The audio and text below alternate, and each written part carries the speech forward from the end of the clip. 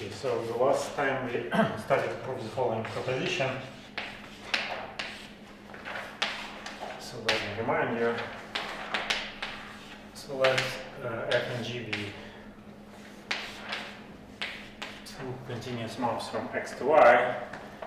And then if they are homotopic,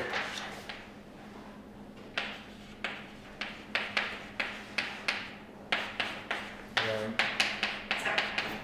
they push forwards, which are maps with the homology of x, the homology of y's are the same. So let me remind what the beginning of the proof, which we had. So we started with the homotopy, given homotopy between f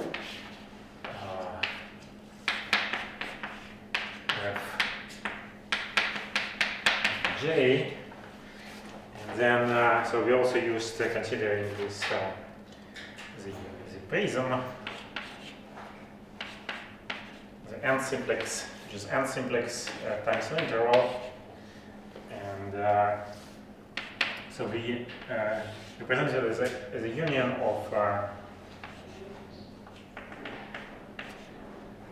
simplices, which will elaborate as follows. The vertex was these and double these.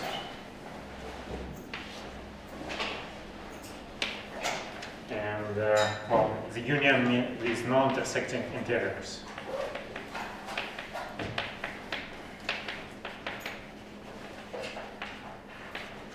For example, for n equals 2, like this.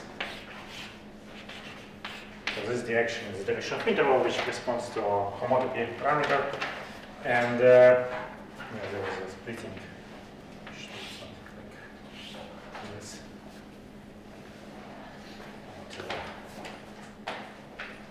Into 3.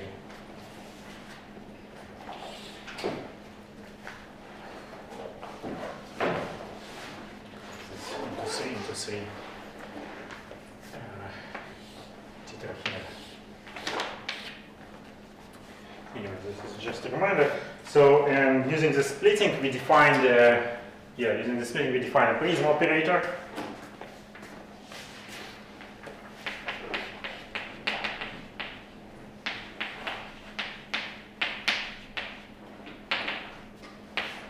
P, which was a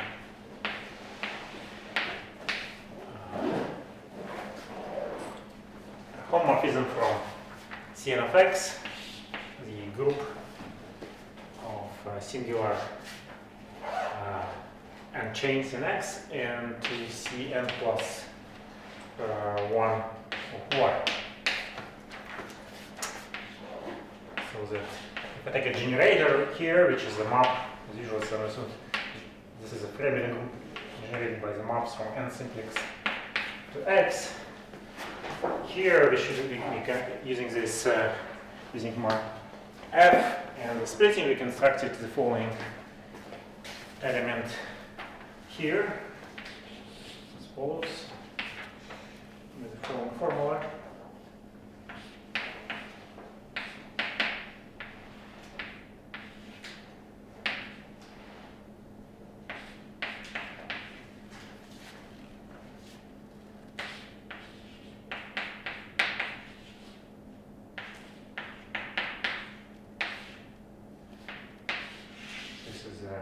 Restricted one of this.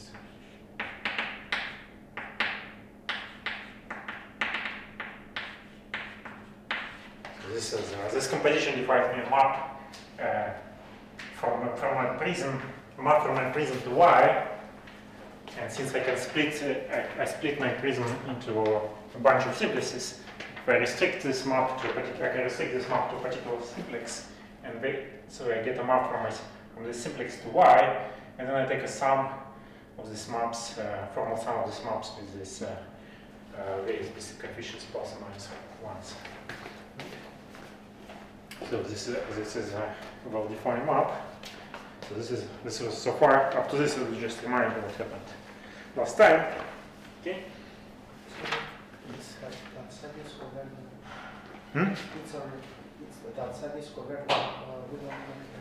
Oh, it's covered.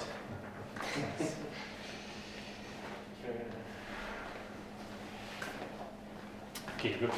So yeah, and we start. So we finished by announcing that we want to show this relation. There's a relation between maps and between from Cnx to Cn of y. The homomorphisms from Cn of x and y.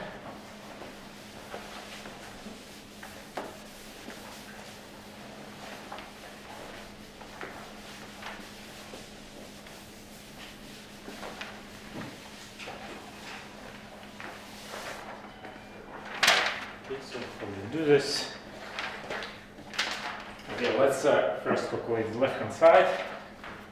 As usual, it's consider its value in an arbitrary generator, sigma. So we know how P acts on sigma. So now we need to act by boundary homomorphism of this expression. So what happens when we do a boundary homomorphism? So, well, first of all, it's linear, so we can take out, or we can act separately on each of these terms. And as we know, so if you have a, so this each term here is just a map from a particular syntax like this. So the boundary homomorphism acts as follows. So we have to start removing vertices one by one and take a sum with, and weight the corresponding maps with plus minus signs, right? So let's so there will be two. So we can split this into two terms. So first we can remove vertices before this place, before I. So the sum j less equal I of. I mean, this is a sum. We keep this sum as before, minus I, and this will be minus 1 to the j, so this is a weight comes from definition of D here, and so then we have this, well, I write this more compactly, sigma times identity, restricted on this thing where I remove j's vertex here, and so I remove it, and then everything else is the same. Okay. And then the second term will be when so far I remove vertices up to this place, and then I separately write a term where I remove vertices here. This will be j starting from I. Again, this part, this sign is the same, and here, since I actually jumped one place here, so this is actually I start with I plus 1, right? It's actually I plus 1 place. Although I define here by I, so I jumped one place, so I changed here by plus 1. I do shift by plus 1. And this.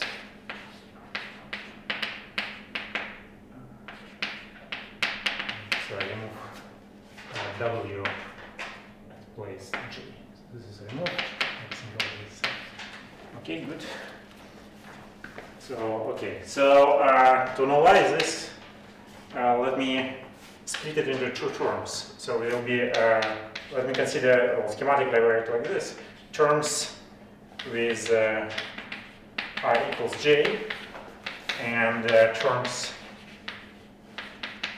with I different from j. So let me denote it by A, and this is by B.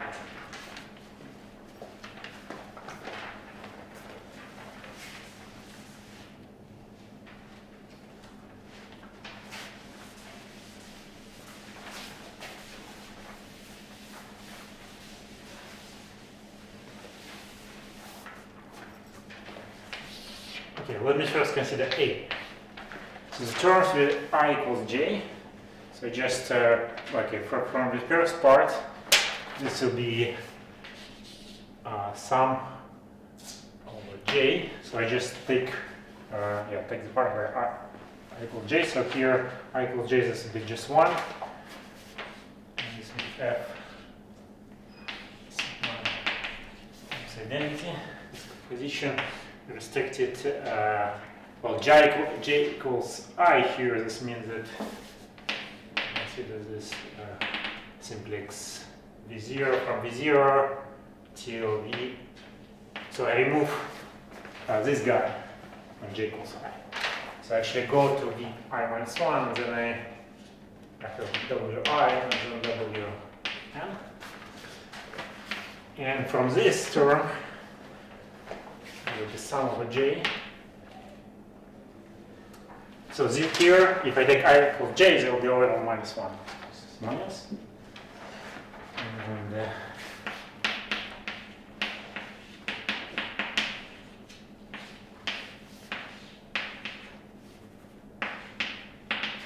so here, I equals J means that I remove this guy.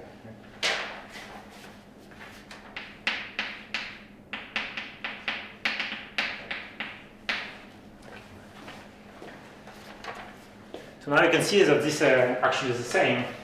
If I look at this expression, this is actually the same, just shift I shifted by +1. So almost everything in the sum will cancel out. Right? The only thing will remain is the first term in this sum and the last term in this sum. So what will be left? So the first term here is when I remove, the first one here is when I equals 0, right? And this is just when I have this simplex, where all vertices are W's. And the last term here, similarly, is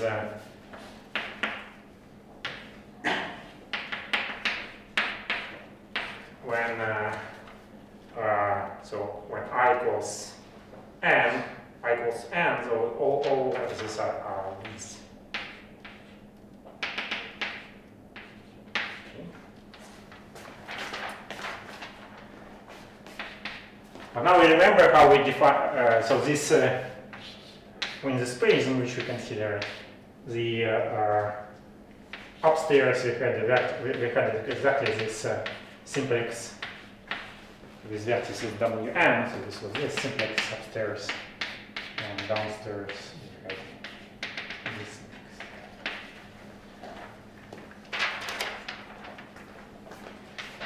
So this means, this is the same as restriction F sigma just restricted to the beginning of this interval, right? So it's the same as F. If I restrict F to 1, right? This is at 1 of the interval, and this is a 0 of the interval. And similarly, this term is composition of F sigma. So restricting to this simply is the same restricting to my beginning of my interval. And this is a 0. And now we remember that F was homotopy between F and G. So this is G composed with sigma, and this is F composed with sigma.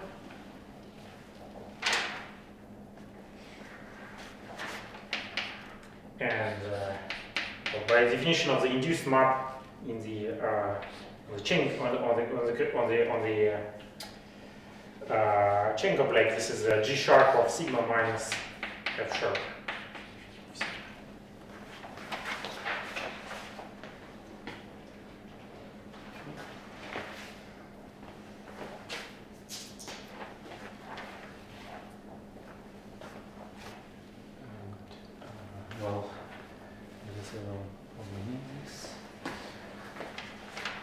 So now we want to show that this the B part. So we kind of calculated A part and we expressed, so this B was the part of the right-hand side of the identity that we want to show. Right? Now let's, so what remains to show is that the B part is the same as minus P composed with D sigma. This composition is the other way around. So in the identity, we want to show that this is equal to this plus this, right? So let's just calculate this thing and compare with what I have here. So now we want to first act by the boundary homomorphism. So this is the following sum.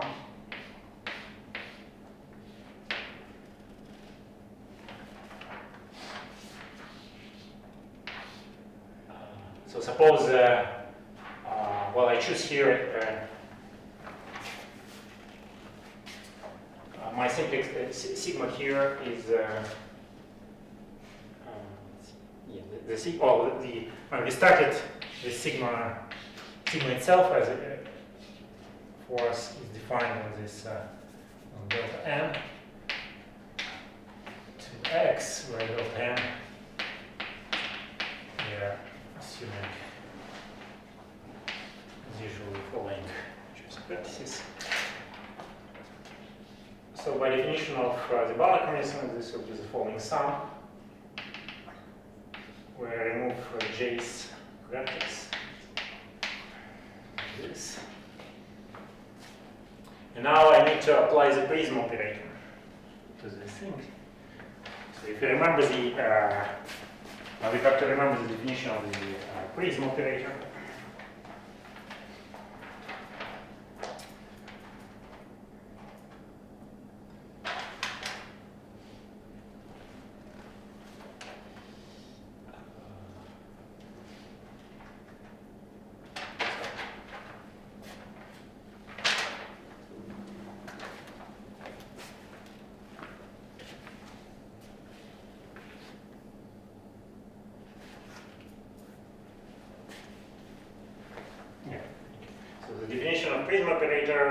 We need to, so it will be another sum.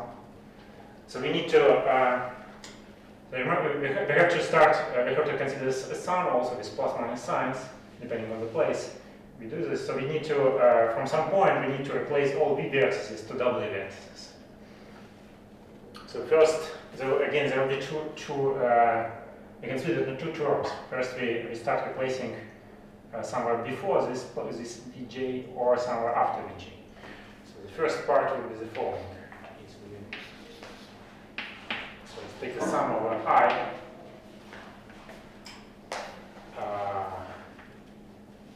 Well, from 0 to j minus 1. So there will be a sign minus 1 to the I. And well, there is still this sum I carry from the expression minus 1 to the j, and well, okay, if I write it like this, I have to take this out, and this should be outside. It's not j. Minus 1 to the j.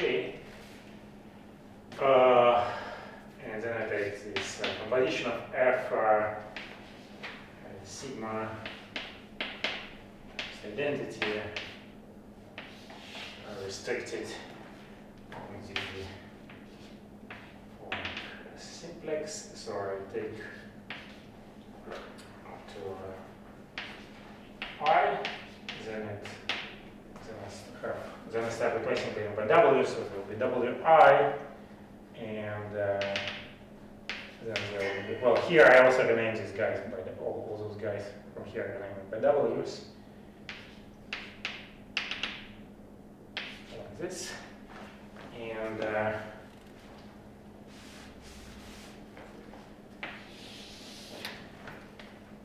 also will have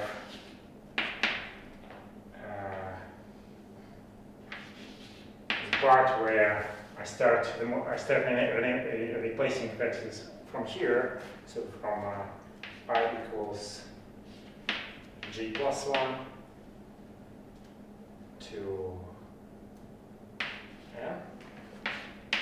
minus 1 to the I. So this is so minus 1 to the j. This is from before, and minus 1 to the I plus 1. So again, I jumped one index here.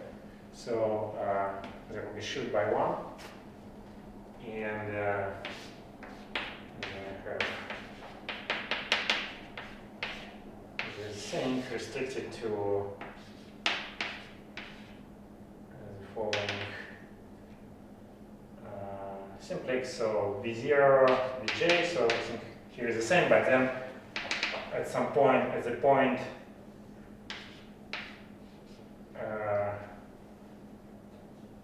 starting from vi, I start replacing them by w.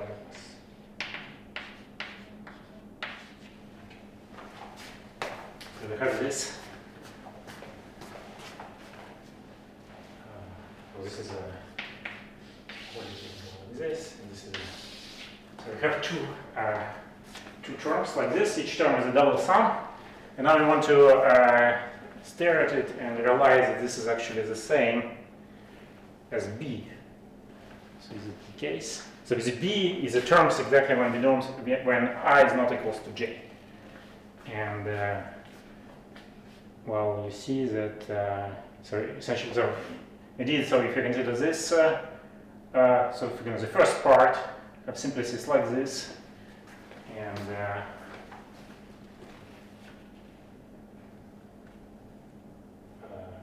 yeah, the first part is of this form, and the second part is of this form.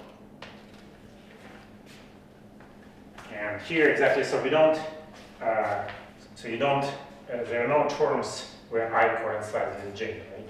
Because here it goes from j minus 1, and here it goes from j plus 1. And the signs are indeed opposite, right? Because this term, because they're all over markers, right? The sign is opposite.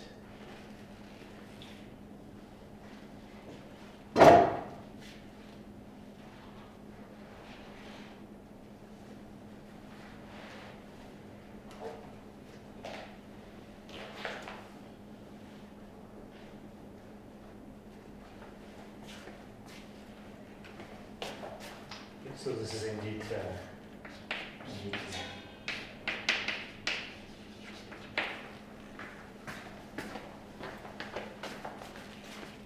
questions.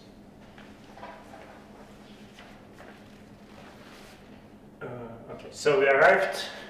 So we showed.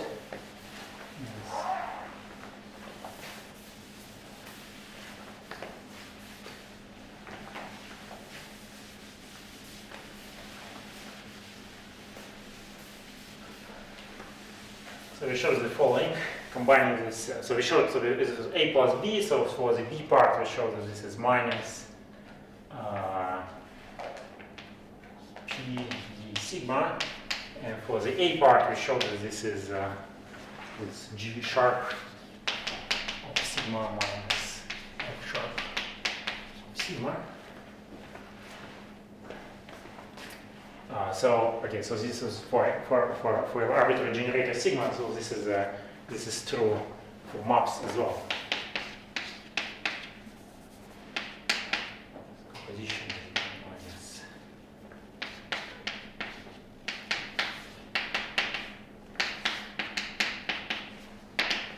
as a maps from sigma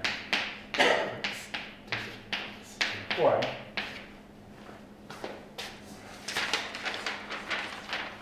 Okay, so how do we use this identity to show that the push forwards are the same? Well, so let me take some element, some chain Cn of x, so that it represents a certain element in homology of x. This means that in order for this to be well defined, it should be in the kernel of boundary homomorphism. And so let me calculate the value of the following difference on this chain. So using this equality, this difference is the same as dp of alpha plus d of alpha, right? But this we know that this is 0 because d of alpha is 0, so this is just d of alpha. So by definition, so then if you consider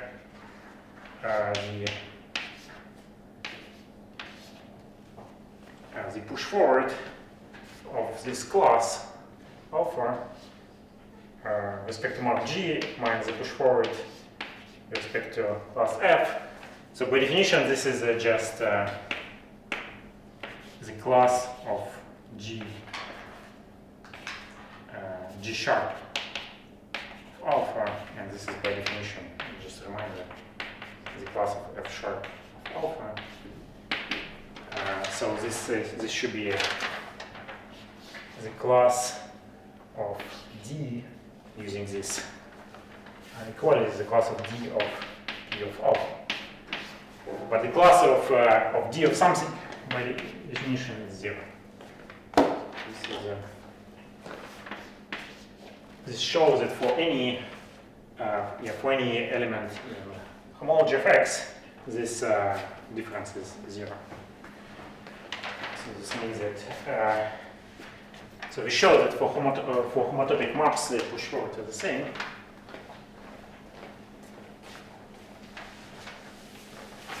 Any questions? Yes.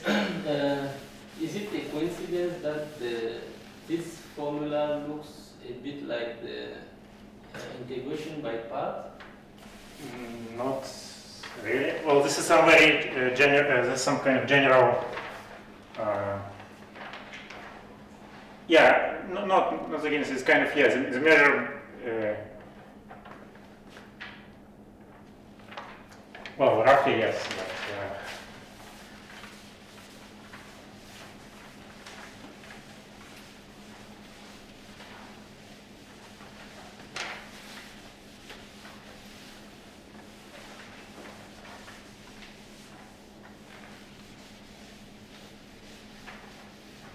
But I will, yeah, a bit later I will mention that this is some general kind of relations in general type one can consider it more general. Some relation of this form and it has some meaning.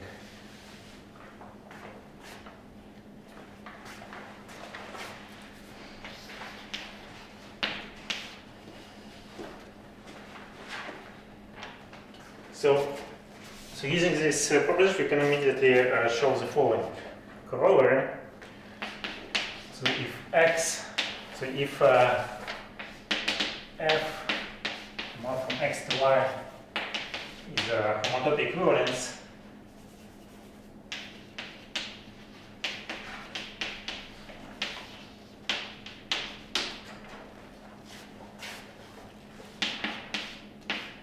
then its push forward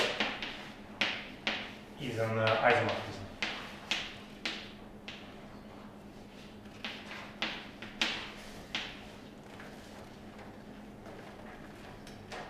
Well, the isomorphism is a push forward as well.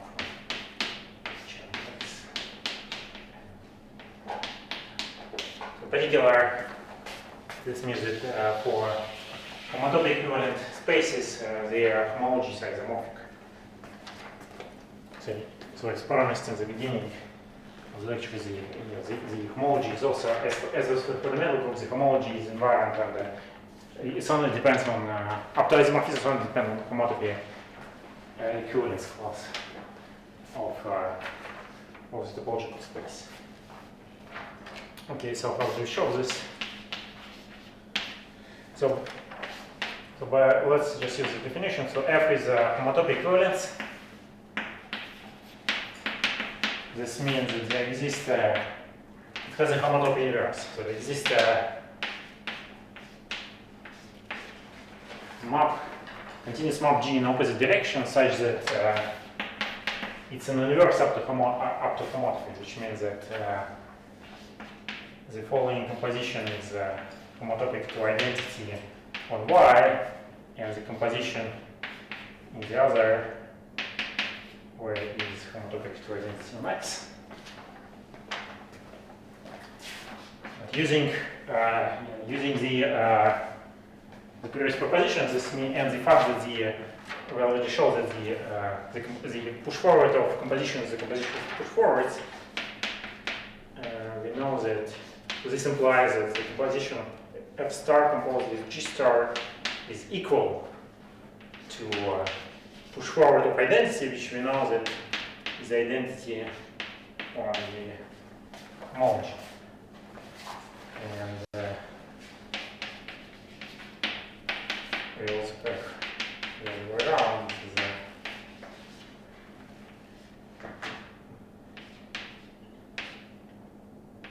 The identity to X. So this was equality on the homotopy, but once we go to the push forward, they can replace them by equality, as we showed in the previous proposition. So this means that the homomorphism F star has both left and right inverse, which means that it's isomorphism.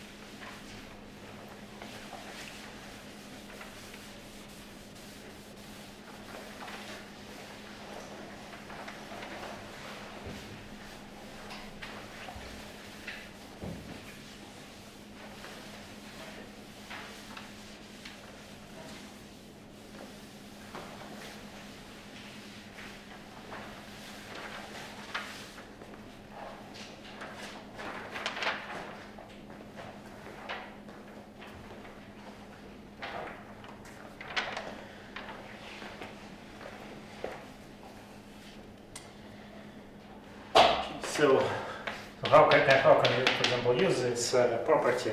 So we know that the n-dimensional Euclidean space is homotopy equivalent to a point, and we already calculated the homology of a point.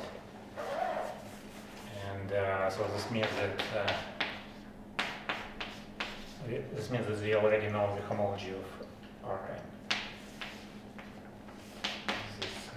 Just remembering the result for the point, this is 0 when m greater than 0 and z when m is 0.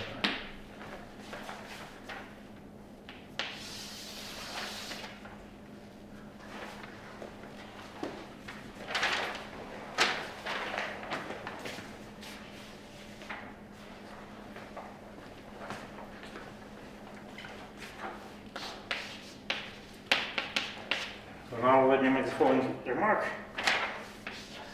So, I mean, as you probably noticed in the previous proposition when we constructed this prism operator, once we showed this algebraic identity, when we immediately there was just algebraic some algebra to show that after that we only used some algebra to show that the push forwards are the same. So this means this construction has a natural generalization. So let me make the following remark. So consider a pair of abstract chain complexes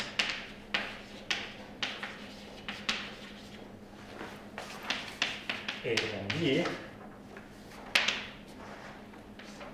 So what I mean by abstract chain complexes, so as we had a general definition of what is a chain complex. So chain complex A is a sequence of abelian groups and homomorphisms between them such that the composition of two consequent ones is 0.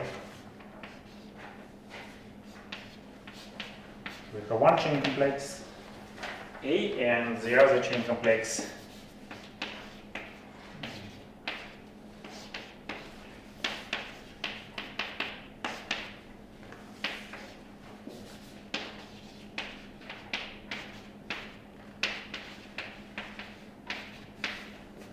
by accident. This means that they not necessarily come as some singular chains in some topological space. Just some abstract abelian groups, sequence of abstract abelian groups, and homomorphism between them, which satisfy the composition of D with itself is 0.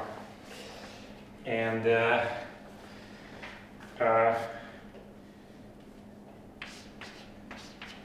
so consider the, so suppose we have between each pair of abelian groups labeled by the same indices, we have some homomorphism. So we denote by the same F. All of these are different. Oops.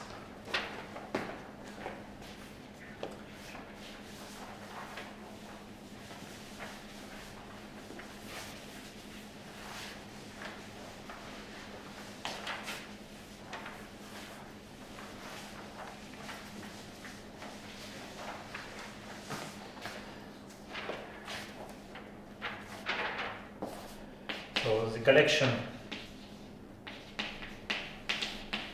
of homomorphisms F such that the diagram above is commutative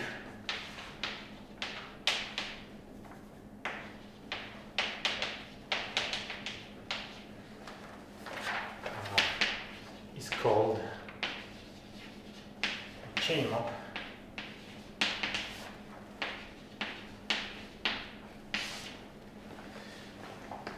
So previously we had an example of the situation when so A was a chain complex of singular chains in some topological space X, and B was a chain complex of singular chains in some topological space Y. And here we had an induced map for some continuous map, corresponding some continuous map between those topological spaces. And we showed that this, in that case, this is a commutative diagram, the proposition like this. But we want to consider abstract situation like this, and so we call in this case, so if this commutative F is a chain map, and then it's so in any situation like this, it defines a homomorphism F star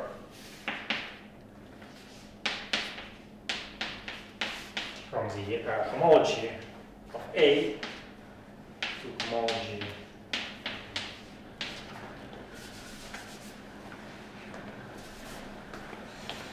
which is again the reminder for so we can define homology for any such sequence or any chain complex by this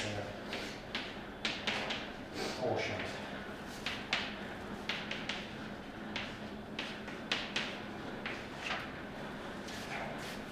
Well, here D is acts here, and the left-hand side D acts here.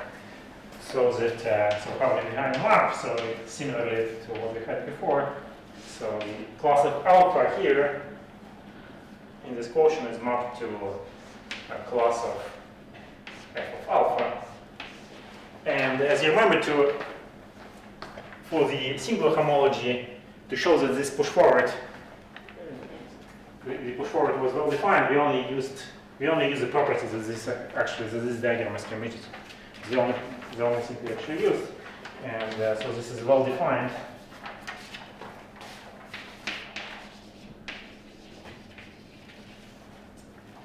Since the commutative for equivalently this composition is the same as this composition.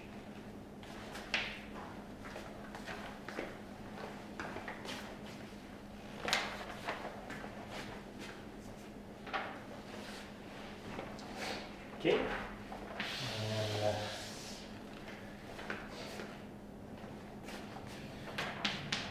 So second, so another, so the proposition which we showed before is can also be generalized for arbitrary, for a pair of abstract chain complexes. So if F and G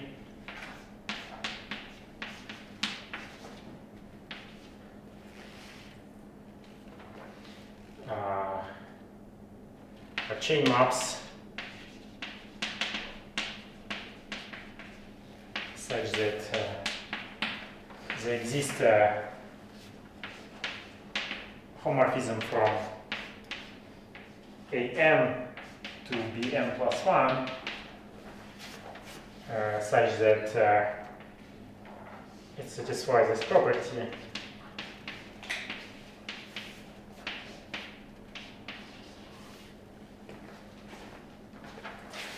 then F star will be equals to G star.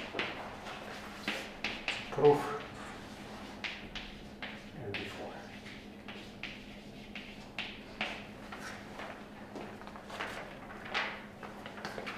Because yeah, so the proof is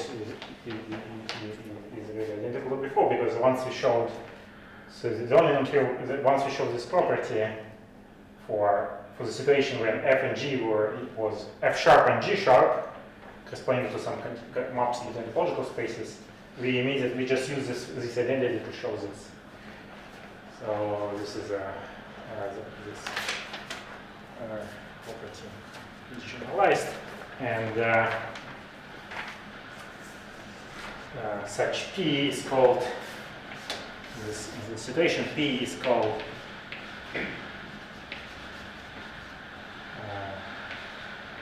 a chain homomorph.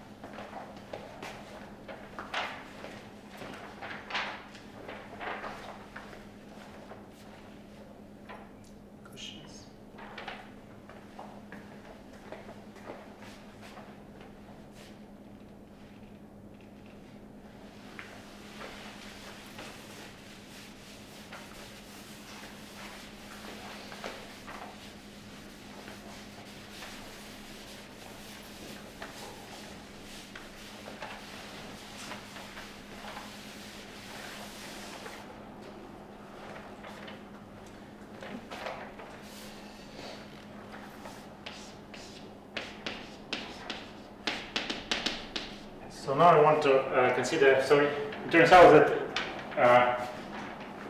if one wants to study homology of topological space, it's natural to consider a certain generalization, which is called the relative homology.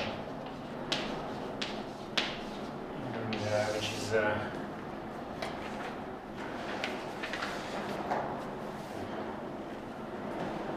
I mean, it turns out to be a helpful tool to actually to calculate the usual homology which we defined, which we already defined.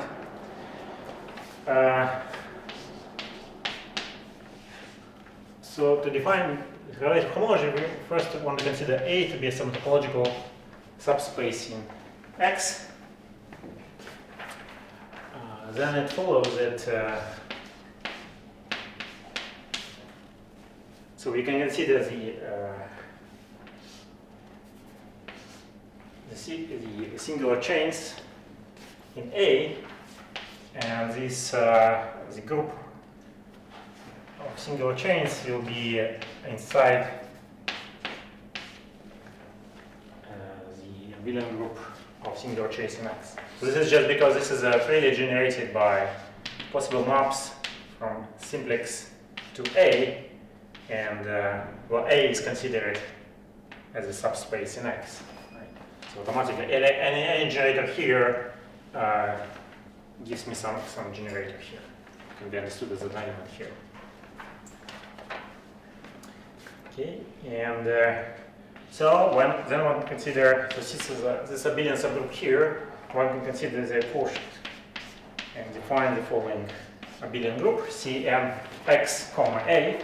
So it depends on a pair of topological space and a subspace inside, which is a quotient of Cn of x divided by Cn. So this group is called the group of relative chains. Relative singular chains.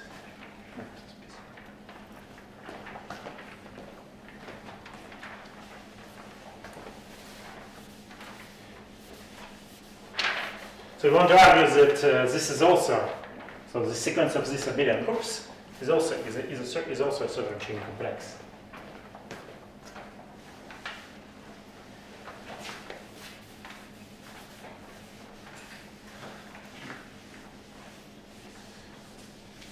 Yeah, so this is a natural object because because if you want to, it's a natural question to ask how if you have some subspace in X, how its homology is related.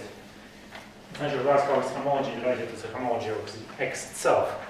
But to answer this question, one need to consider the following quotients.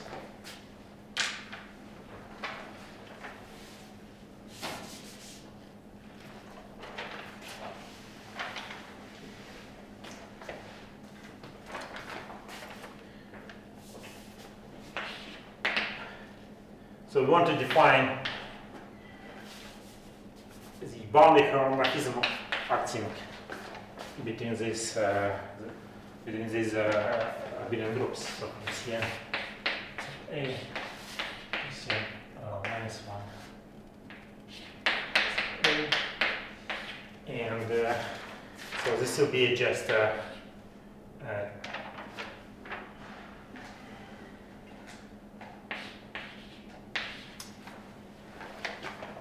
so the elements here can be considered as are represented by elements here. So modular elements here. This is a class.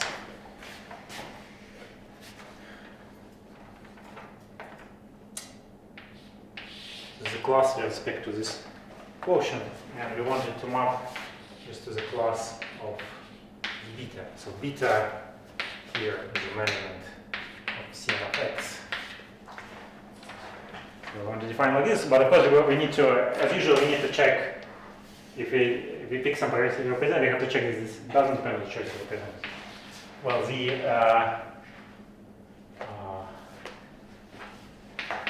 I take a class like this,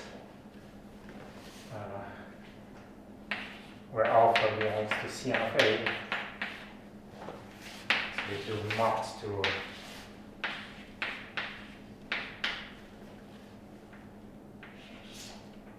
this, right? And this isn't the same because of the D operator. So the D which was acting on Cn of x, so if you consider the D operator acting like this, so its restriction on Cn of A, which is a subgroup here, has its image is inside Cn plus 1 A. This is because so elements here, they are generated, so as mentioned, they're generated by singular simplices like this. So if you take a derivative, so it's a simplex with image being in A, so if you take its boundary homomorphism, this will be a combination of simplices also with image in A. This is true, and therefore this will be in Cn plus 1 of A, and its class with respect to this quotient. Here it's clear. This is well defined.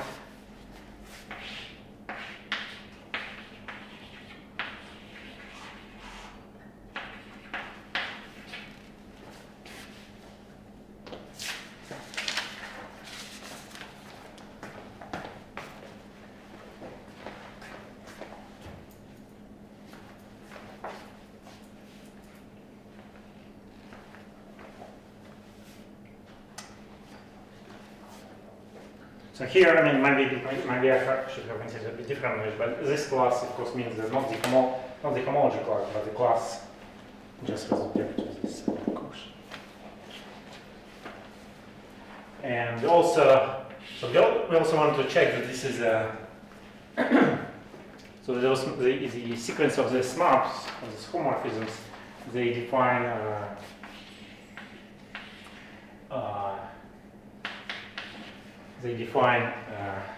chain complex, and this is holds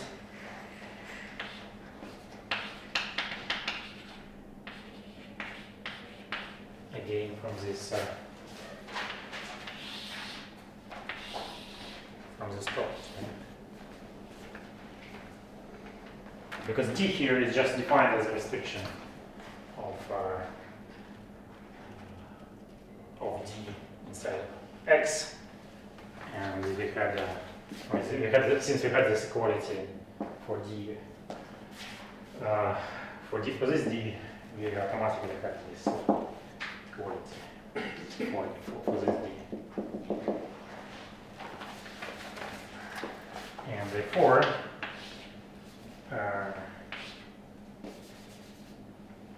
the sequence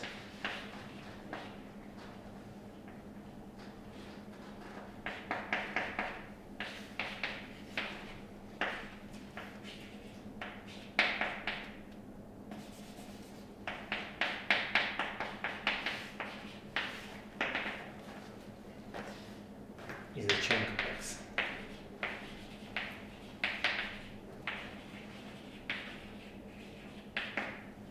Okay. And,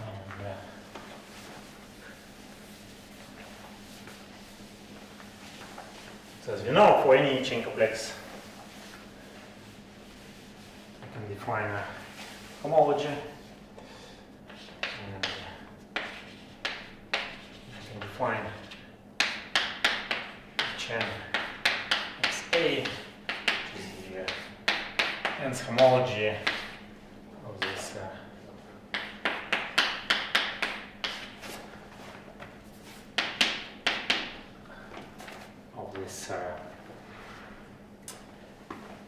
chain complex. So more explicitly, this is a kernel of D, the D acting on this kernel of D acting on Cn XA divided by the image of D acting on Cn plus 1. So the D which we define here.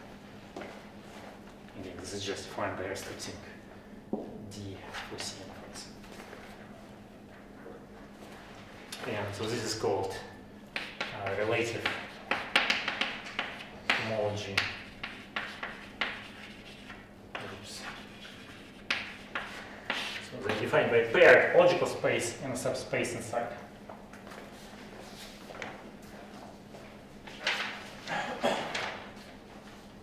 Questions?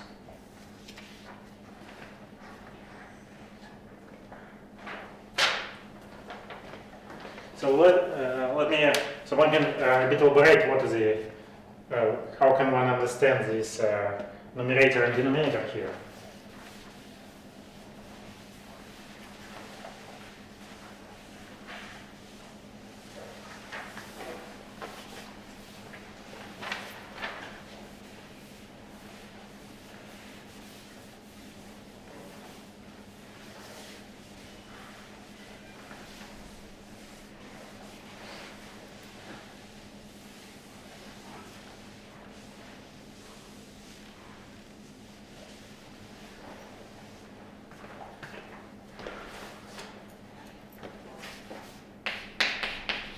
So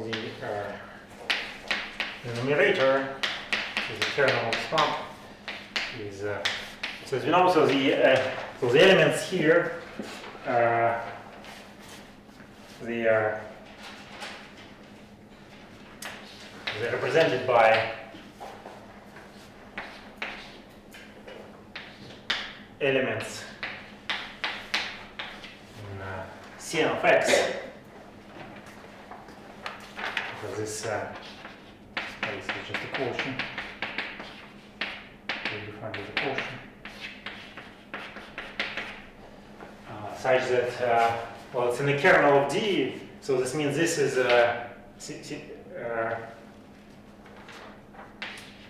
so D was defined by just restricting D acting on Cn of x. But unlike for the usual homology, we required to define homology here, we just require that the D of this, we require that the D of this guy would be 0.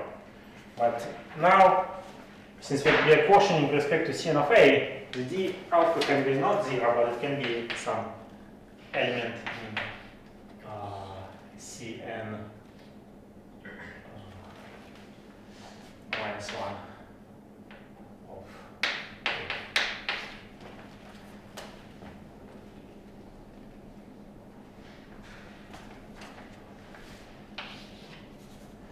So this can be understood as relative cycles. So elements here can be understood as called relative chains. These are relative cycles.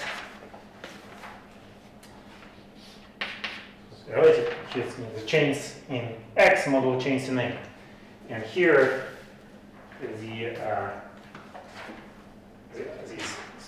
this is represented by the elements of the kernel represented by elements by the chains in X, which are cycles relative to elements in C and minus 1 of A. Okay, so similarly for image of D acting on the relative chains can be understood as again, this is represented by elements in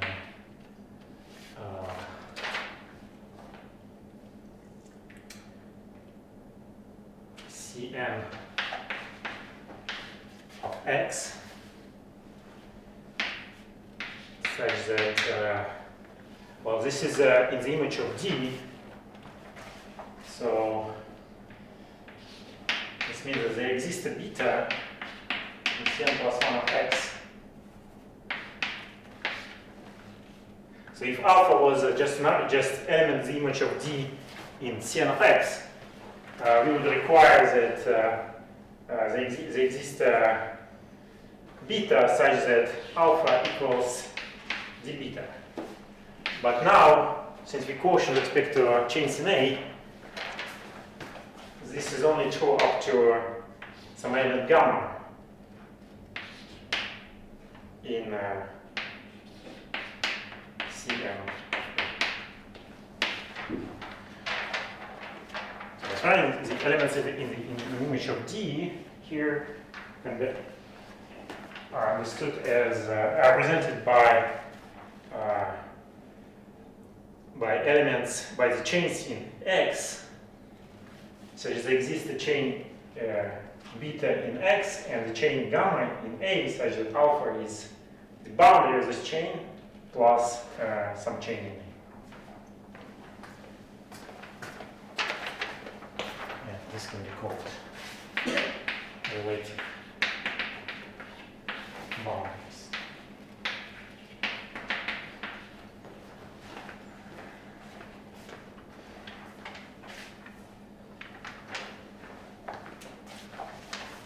And therefore, the relative homology is the space of relative cycles modulo relative boundaries.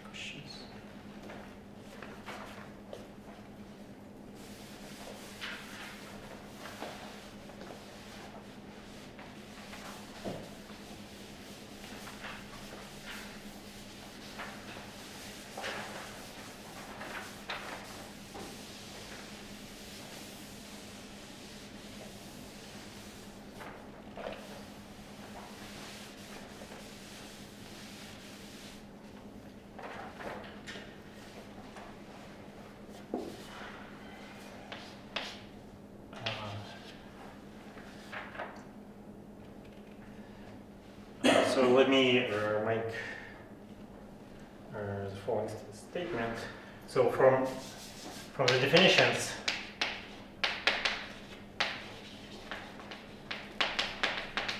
which we just made, it follows that the following one diagram, which I will draw, will be commutative.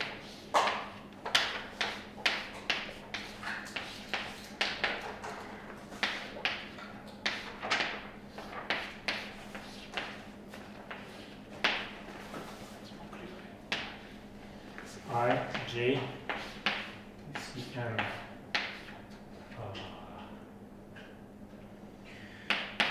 A, 0, and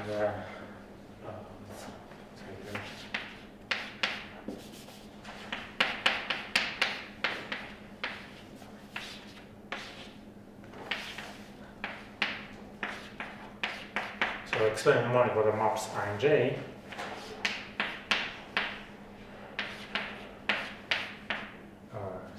N minus 1, N minus 1, 0, D. So this is a boundary homomorphism which we, well, this is already defined, and here we just defined recently. And I is inclusion. So the idea this is a subgroup here, and J is a quotient. Is a quotient mark. Is a quotient.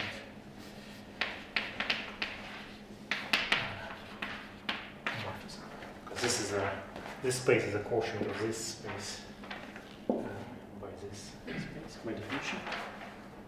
And so this diagram is commutative. And rows are short exact sequences.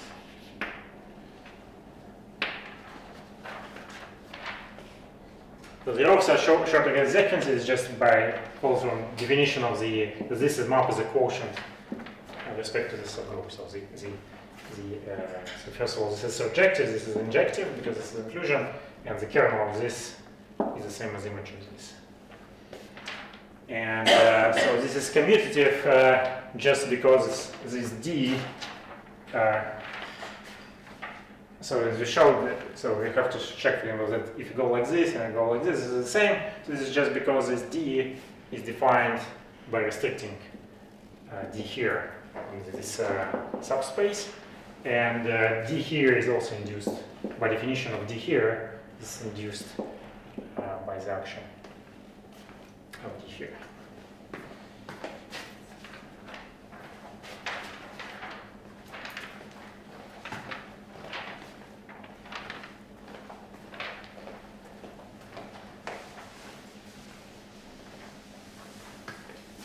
So essentially, we define this D by kind of taking something to define D here.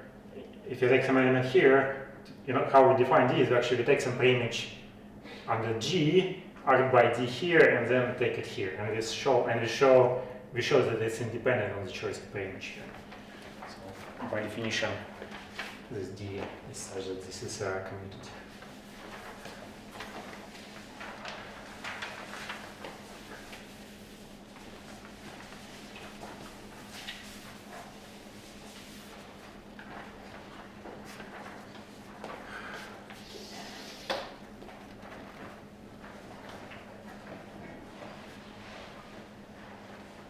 So what follows in the following, for some time now we will be working with abstract chain complexes, and we will show just so we'll be doing what is called some sort of homological algebra, and so we'll prove some theorems which can be shown for abstract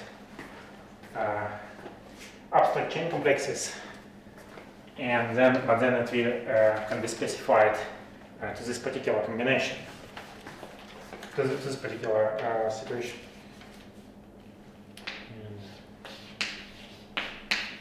So let me read the following definition. So let A, B, C be abstract chain complexes. Shorthand complexes like this. Okay. A commutative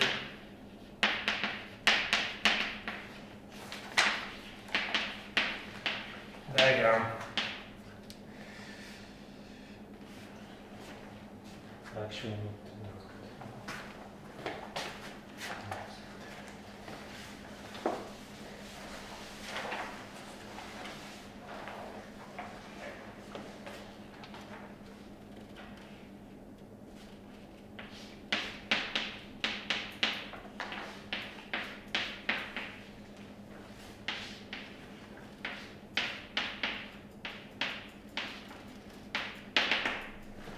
so the first row is just my chain complex A. Second row will be some abstract chain complex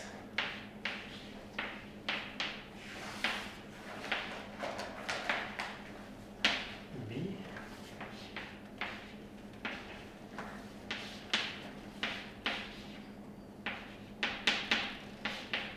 And the third row will be some third chain complex C.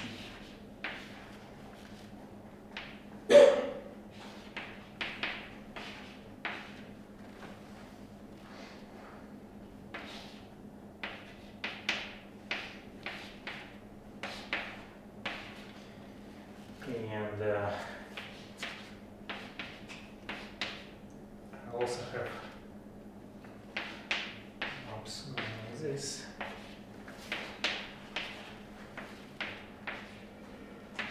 And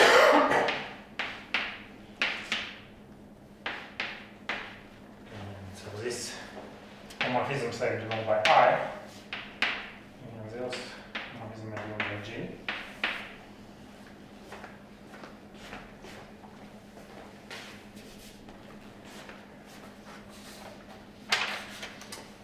So a commutative diagram like this, where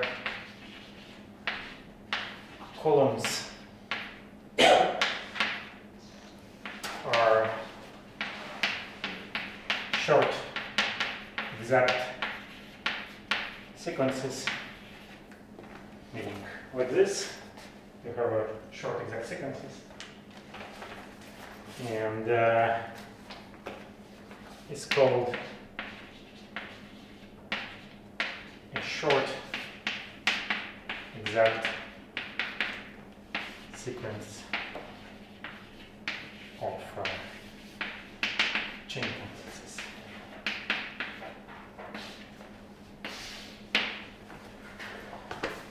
A, B, C. So here this is some abstract abstract maps, some abstract abelian groups A, B, C's, and homomorphism D's, which they, because they all satisfy, I compose them to consequent ones will get 0, and I and J are some maps, some homomorphisms, so these rows are short exact.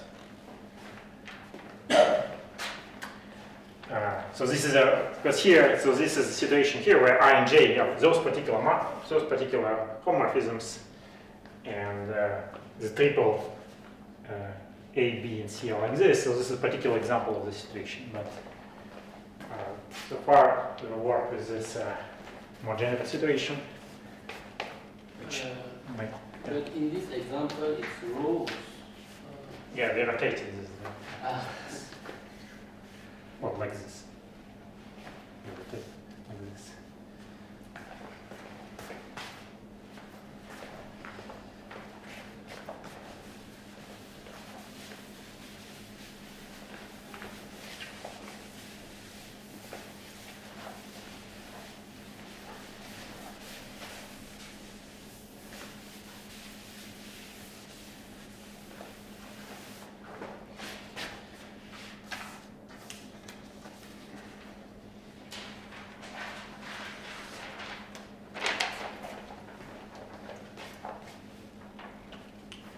So why this is an interesting situation? Structure like this, because the following. So it induces the following long sequence of homomorphisms.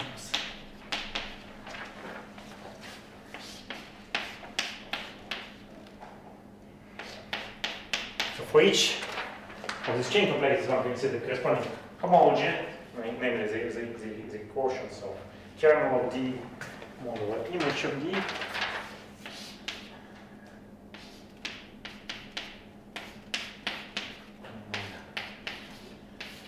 So first, as we argued in the moment, so if you have just a pair, we just focus on these two rows. Sorry, on these two rows. We have so this is a commutative diagram. So I here is a chain map. So whenever we have a chain map, we argue, which commutes with D, we argue that it induces me a map between the corresponding homologies. And similarly, the chain map G here. So if I focus on these two rows, we had this situation before. Just a chain map between a pair of chain complexes. This induces me homomorphism G star between the homologies. But the point is that one can also define map delta, which will take this group to Hn minus 1 of A, and then it will continue in a similar fashion.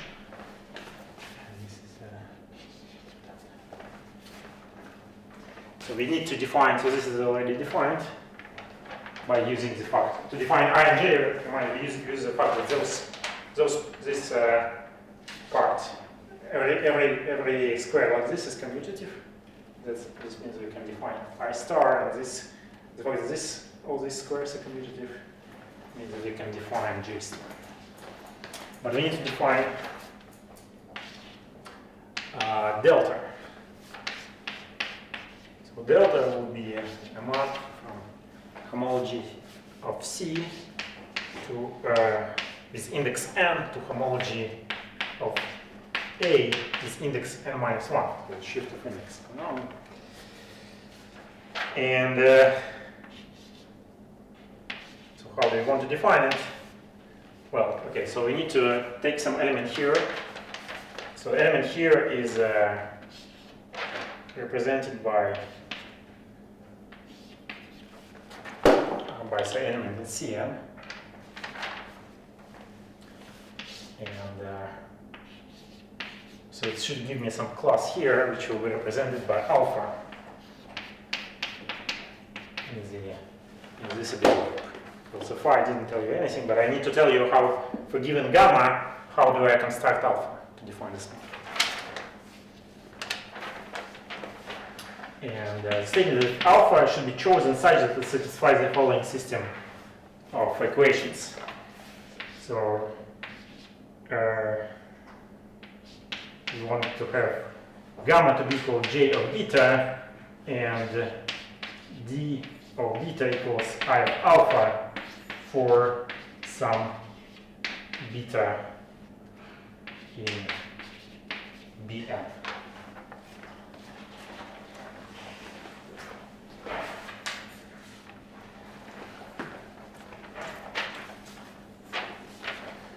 For given gamma, we want to show that we want to find some beta and alpha which satisfies this system, and then take a class of alpha. Of course, a lot of things have to be checked. This is well defined. So there's three things we need to check. First of all, that the solution always exists. This is one thing we have to check. The second, that there is if you find a different solution, this will give me the same class of alpha. And finally, as usual, we need to check that if we start with different representative of the same class, we also end up with the same class of alpha. There are three things we have to check in order to verify this is actually well-defined map.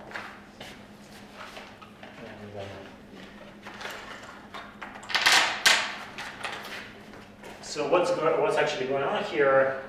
So I can maybe visualize in this diagram. So how do we? So gamma. Let's see. So I start with some gamma here.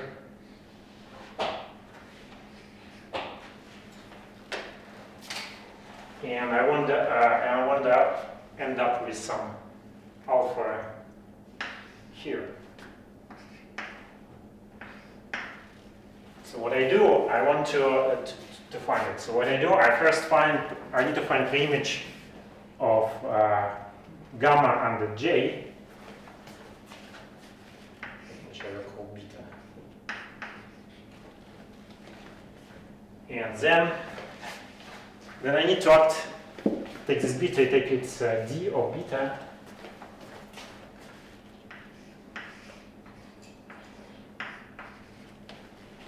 and then I need to find the image of this d beta under I.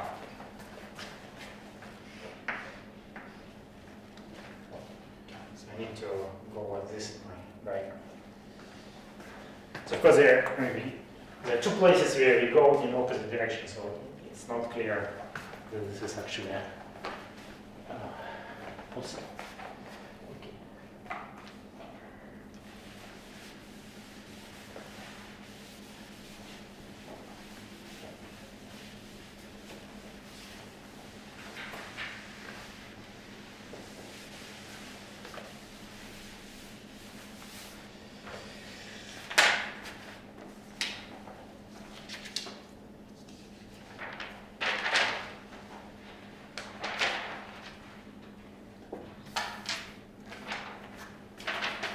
So we need to check that this is well defined.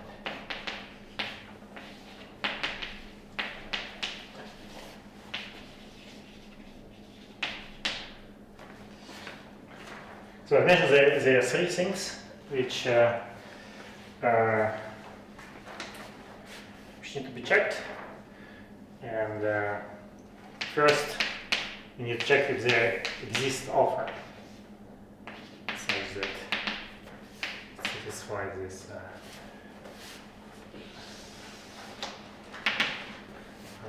system.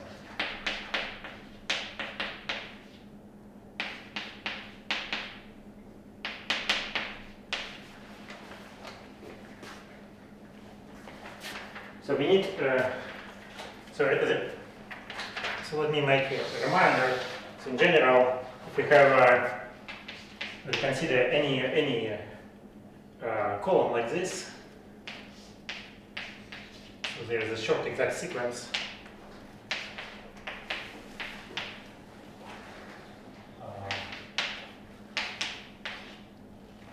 This is short exact.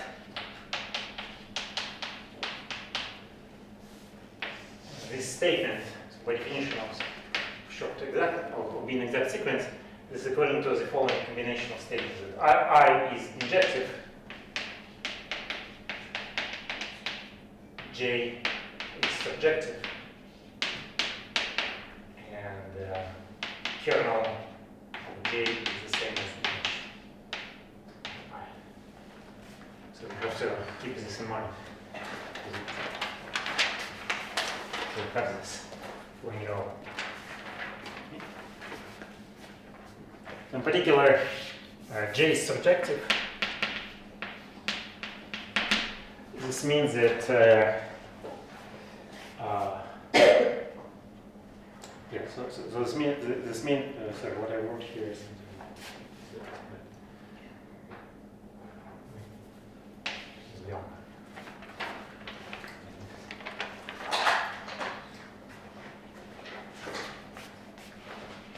So first of all, J is surjective. This means that particularly this you can always solve, right? For given gamma,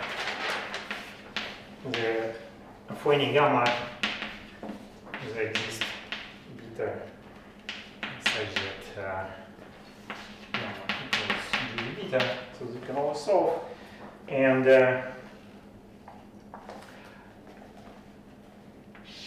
now, so gamma was used to define a class in homology of CN. so of C. So this means in particular d of gamma should be 0, right? Should be, by definition, should be in the kernel of D. But this means that so gamma. So we already found betas which satisfy this code. So this is the same as d of j of beta equals 0. And then we use the fact that this is the j is a chain map, so they commute. D and j commute. So this is the same. This implies that j of d of beta equals 0. And in particular, this means that d beta is the kernel of j. But we know that this is a kernel of j is the same as image of I.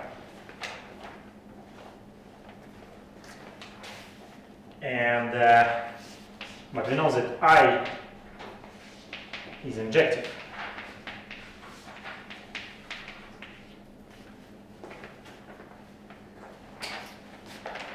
And so yeah, it's in the image of I. So in particular, there exists alpha such that I of alpha equals d of beta as we want. And moreover, the fact that it's I injective, this means that it's unique for fixed beta. So for a given beta, there is a unique solution to the second question, which we'll later.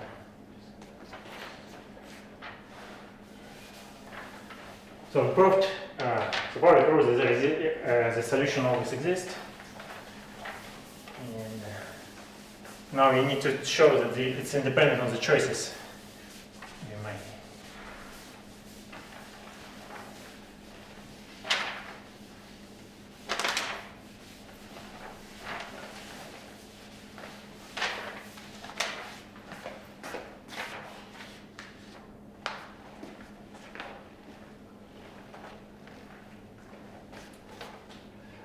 So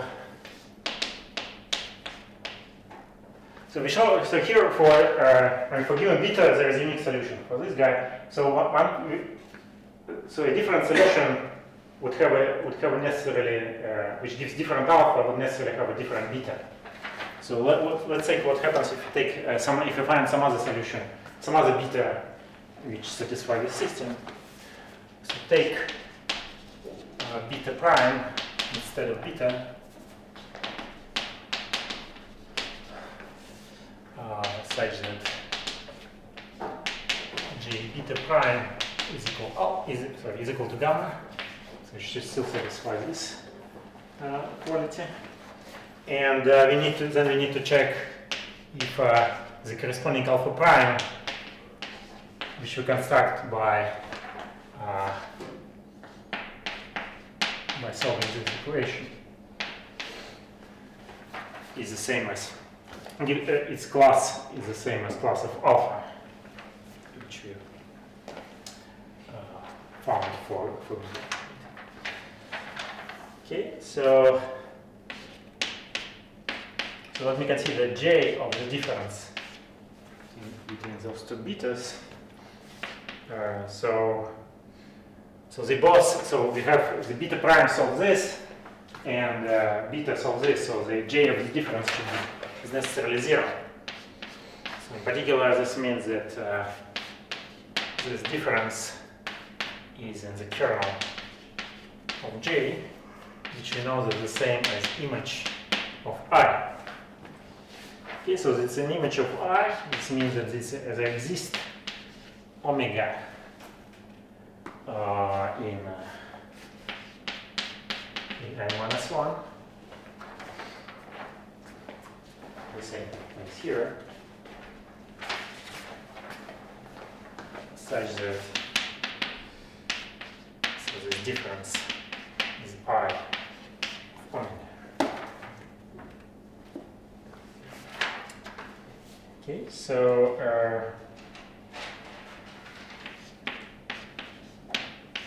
so now if I consider I, so my new alpha should solve this equation. So let me consider the left-hand side of this equation, I of alpha prime. So I can write it as d of beta prime. And so then I use this relation here. So this is d of beta plus I of omega. And then I use the linearity. And then I use it again that I commutes with d. So it's the same as I of d omega. And so beta solves this equation. So I can write it as I of alpha plus d omega. So I is injective. This means alpha prime should be the same as this thing.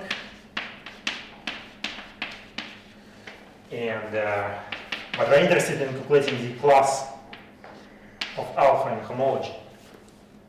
And the class, so since they differ by d of something, their classes are the same. So we showed that the result is indeed independent of the choice of solution here for fixed gamma. Okay. And now, but we also need to say that it's independent of the choice of, so gamma was representative for class in homology of C, so we need to check its independence. What happens if we take other representative? And okay, so let me finish this before.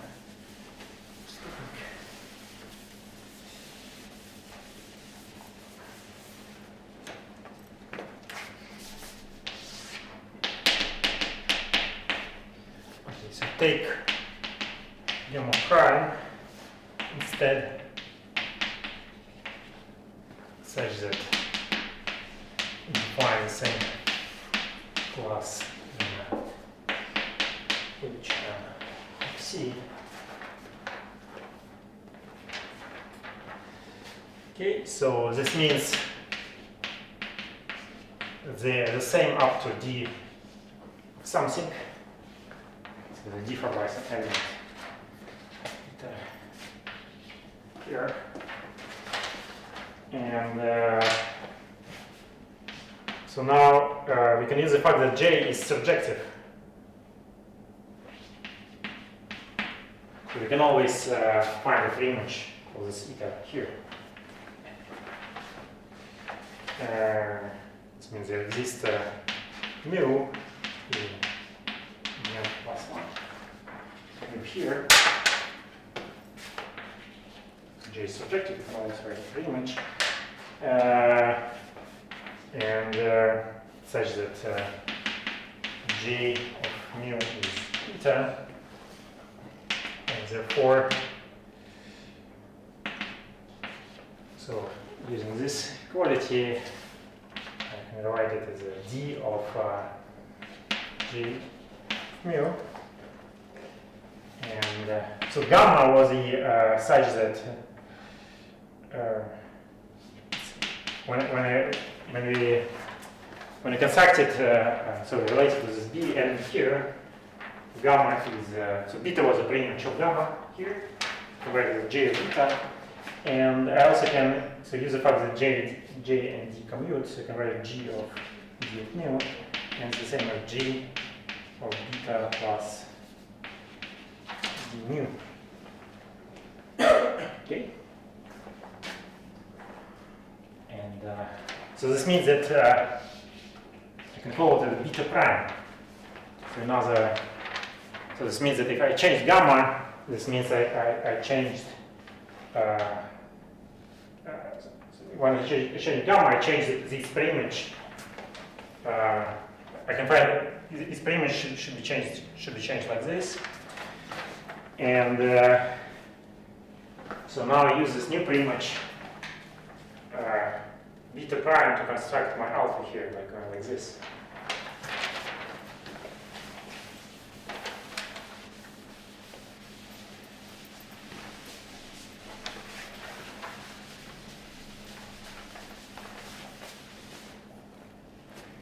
There you go. So I alpha was solving this, was a unique solution to this equation for given beta, and alpha prime would be a unique solution for this equation for given beta prime, which is beta plus d mu, right? But since d squared is 0, this is actually the same as d beta. And well, it means that alpha prime is just the same, because again, pi is injective.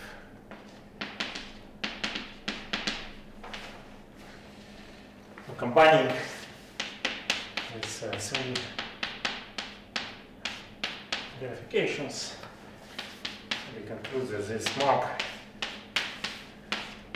is indeed well defined.